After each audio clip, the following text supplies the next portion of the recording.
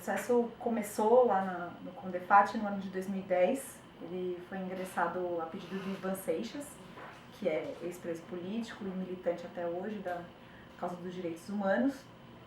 E foi acompanhado do endosso de várias organizações de defesa de direitos humanos também, entre eles o Núcleo Memória, né, a Comissão de Mortes e Desaparecidos Políticos, uma série de organizações. E nós precisávamos reunir o maior número de elementos que nos dessem indícios sobre onde acontecia a tortura, onde era o setor de inteligência, onde cada coisa acontecia, para definir os graus de proteção para cada um dos edifícios, né? O primeiro passo foi obter a matrícula do imóvel, pedir a matrícula para o cartório de registro de imóveis. E aí não tinha uma matrícula, tinha só uma certidão de transcrição, que dava conta que aquele terreno foi fruto de desapropriação de 5 terrenos, né? Então, os 5 terrenos formaram um, dentro de um plano de expansão de delegacia pelo estado de São Paulo. E aí a 36ª foi construída no ano de 1960. Como é que a gente conseguiu descobrir isso? Por fotografias aéreas, né? Então foi muito importante porque nós conseguimos identificar através dos mapas, né? Então, por exemplo, na década de 30 que esse terreno estava vazio, né? E na década de 50, então, ele tinha sido unificado, esses 5 terrenos foram unificados. Em 60 já aparece a delegacia construída. E aí a delegacia e o prédio onde aconteceram as torturas e os interrogatórios. E ao longo da década de 70, as outras construções que foram surgindo para ampliar a estrutura do DOI-CODE mesmo. Bom, a delegacia foi o primeiro local, né, onde funcionou ali o embrião do DOI-CODE, que foi a Operação Bandeirante, né?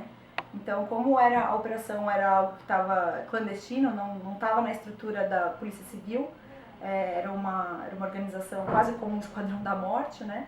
Eles se instalaram dentro da delegacia, da 36ª Delegacia, né? Então eles ocupavam aquele espaço e aí depois, quando oficializou-se a criação do DOI-CODE, né?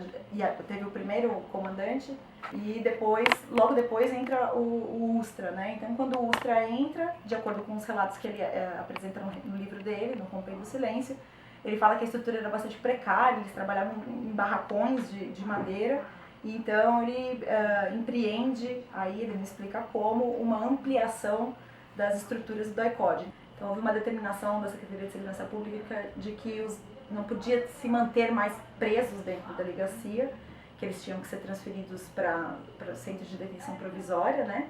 Então a parte onde os presos ficavam na década de 70 foi demolida e foi transformada em salas para o DECAP, né, que é a Polícia Judiciária, da Polícia Civil.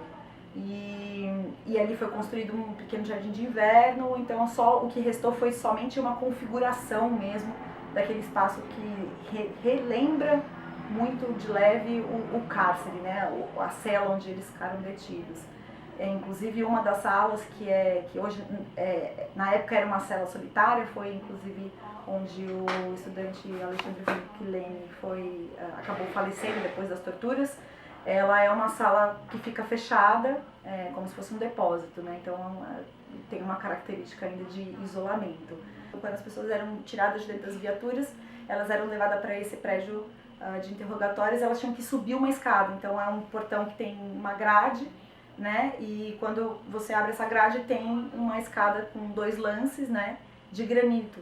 Então as pessoas, quando subiam as escadas, acabavam sempre olhando para baixo, então elas guardaram na memória aquilo. Então quando elas voltaram no prédio e a gente abriu a porta, elas imediatamente se recordaram da escada. Então às vezes não tinham certeza se era aquele lugar, mas quando viram a escada tiveram certeza que era ali que eles estavam. O governo do estado cedeu 50% da delegacia, do prédio da delegacia para o DOI-CODE, né? E existiu também uma cessão formal de uma parte do terreno. Então a parte do terreno da Tomás de Carvalhal foi formalmente cedido para o 2º Exército, instalar o DOI-CODE lá.